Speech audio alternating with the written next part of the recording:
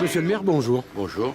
Vous êtes le maire d'une commune rurale du département du Var et vous avez un coup de gueule à pousser sur ce qu'on vous donne comme contrainte. Oui, tout à fait. Je crois qu'il y aurait beaucoup de coups de gueule à pousser pour les communes rurales, mais j'ai voulu souligner ce matin les contraintes. Alors on parle souvent du millefeuille politique. Moi je parlerai du millefeuille administratif.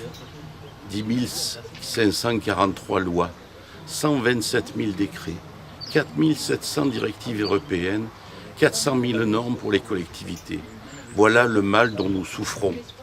Et particulièrement dans les petites communes rurales, où le maire fait beaucoup de choses, le matin, l'après-midi, le soir, quelquefois la nuit, où il n'a pas les personnels, parce que sa commune est petite, et il a surtout un grand territoire, et la protection de ses habitants à surveiller. Oui, parce que du coup, vous avez les mêmes contraintes, par exemple, que le maire de Paris, sans avoir les moyens. Oui, exactement. Alors je ne vais pas vous comparer à Madame Hidalgo, le maire de Paris. Je dirais simplement que... Mais pour autant, vous avez la même responsabilité au regard de la loi. On a les mêmes responsabilités, on n'a pas les mêmes moyens, et c'est vrai que dans les communes, je dirais les grosses communes, les communes moyennes, les moyens qu'a le maire sont beaucoup plus conséquents, directeur de cabinet, chauffeur, voiture de fonction et tout ce qui s'ensuit. Dans nos communes rurales, nous sommes un peu les derniers grognards de la République. Nous sommes des républicains, nous exécutons souvent, mais on s'aperçoit quand même qu'on nous en met de plus en plus. Et un maire, il est comme tout, il s'use. Il s'use de l'administratif, il s'use parce que c'est par passion que nous faisons notre fonction et non pas notre métier. On pourrait l'assimiler à un métier, et ça reste toujours une fonction, je tiens à le préciser.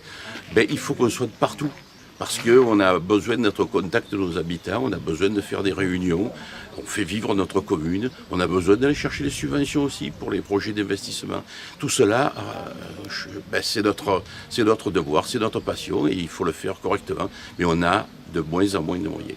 Mais cette surcharge de contraintes administratives, est-ce que ça n'explique pas, par exemple, la démission de plus de 1000 maires depuis le début du mandat ? Tout à fait. Alors, comme on l'a dit, selon le côté où on se place, on trouve toujours une bonne raison pour expliquer les démissions de ces plus de 1300 maires. Je crois que si on prend la synthèse propre de ces démissions, c'est que les maires en ont ras la casquette. Ils sont confrontés à des multiples responsabilités. Ils sont confrontés à établir des budgets où on leur prend d'année en année.